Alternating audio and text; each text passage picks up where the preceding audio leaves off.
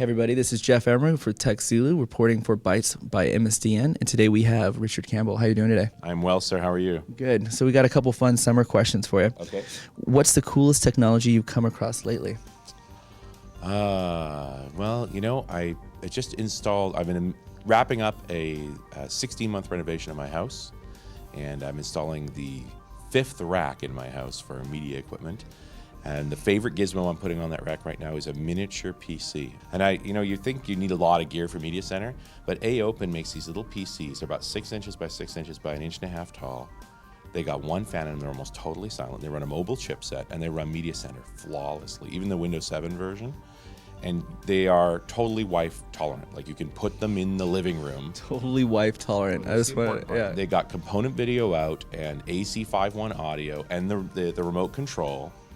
And they're small, and they got a little blue blinky light on them, which is good. You know, it's got to look nice. They're a very sleek-looking case, but they're way quieter than, say, an Xbox. Right. So this whole, use your Xbox extender in your living room, forget it. These little machines, and fully loaded about $700. So I'm just in love with these machines. They're fantastic. Can't have enough of them. Nice. What would be 3 to 5 technologies that you'd steer people to this summer? Oh, new technologies, things that well, not necessarily new, but like things that you think are important. I'm definitely paying attention to Azure. I don't think it's important yet.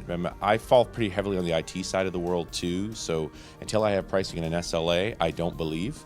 But I think it's fun to get a key in. We've started to exercise it, try a few different things out.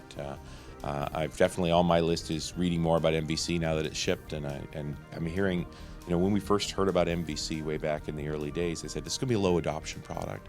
But there's really a storm around it. Like, folks are really interested in this is a different way to do ASP.NET. I think the big consequence of no controls, like how are you going to build your UI and stuff is interesting. But then I look at awesome sites like Stack Overflow, all MVC, and you wouldn't know there was no controls. They've really come up with an elegant design. Who are your most influential people in your life? If you got to name names, my favorite, some of my favorite conversations in the world I've had with Scott Hanselman and Hansel Minutes, which is one of our shows too. He's always a great listen, and we have a good time whenever we get a chance to get together and talk through stuff.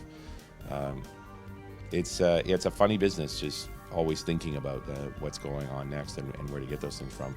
I find most of the time I am reading outside of the technology box, like thinking outside the technology box about things and how that's going to influence things. I'm a big fan of geopolitics, like thinking about where the planet's going and how different societies are working. We've done a lot. So what would be some blog websites that you would go to for that? I read Stratfor, which is it's not really a blog site per se, but it is very much a geopolitics analysis site, talking about where different things are going in countries and how the economic structures are working. Right.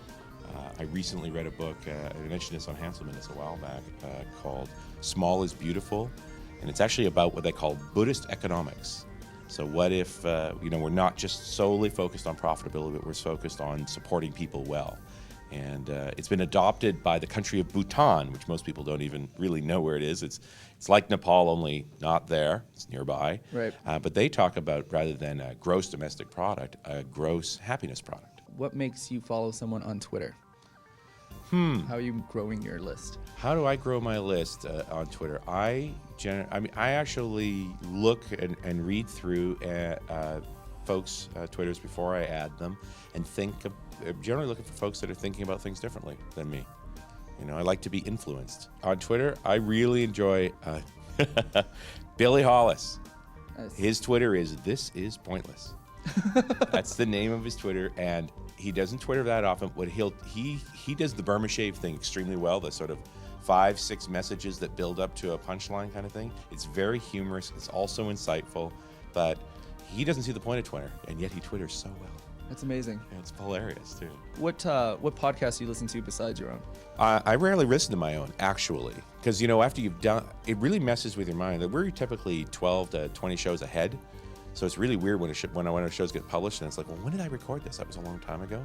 I do tend to listen to Scott's a fair bit, and I enjoy that. I'm not a real diligent listener to anybody's show per se.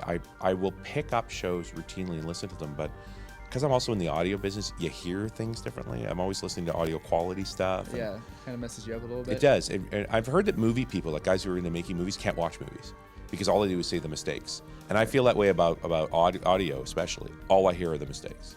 So it becomes frustrating for me, but I don't feel like I'm a snob either. I'll listen to anybody's show at least once.